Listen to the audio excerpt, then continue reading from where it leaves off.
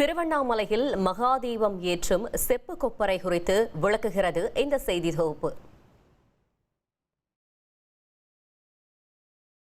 திருவண்ணாமலையில் திருக்கார்த்திகை தீப திருவிழாவின் உச்ச நிகழ்வான மகாதீபம் ஏற்றும் நிகழ்வு இன்று கோலாகலமாக நடைபெறுகிறது.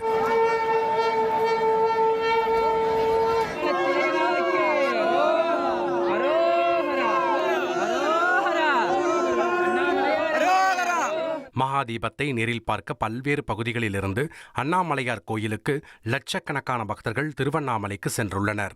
குறிப்பாக அண்ணாமலையார் மலையின் உச்சியில் 198 கிலோ எடையுள்ள 5.5 அடி உயரம் கொண்ட 3 அடுக்குகள் உள்ள செப்பு கொப்பரையில் மகாதீபம் ஏற்றப்படுகிறது.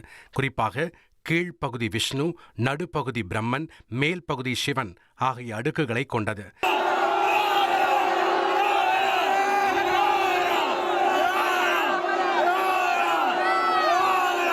தொடர்ந்து 11 நாட்கள் ஏற்றப்படும் மகாதீபத்திற்கு தினமும் 1500 கிலோ நெய், 2000 மீட்டர் காடா துணி, 5 கிலோ கற்பூரம் பயன்படுத்தப்படுகிறது.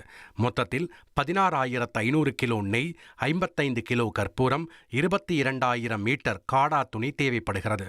இவை அனைத்துமே பக்தர்கள் காணிக்கையாக வழங்குகிறார்கள்.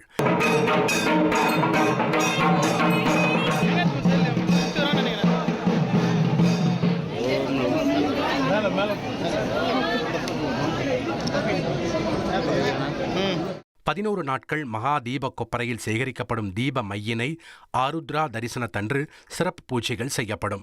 இதைத் தொடர்ந்து நடராஜ பெருமானுக்கு தீப மையினை நெற்றியில் வைத்து பக்தர்களுக்கு பிரசாதமாக வழங்கப்படும்.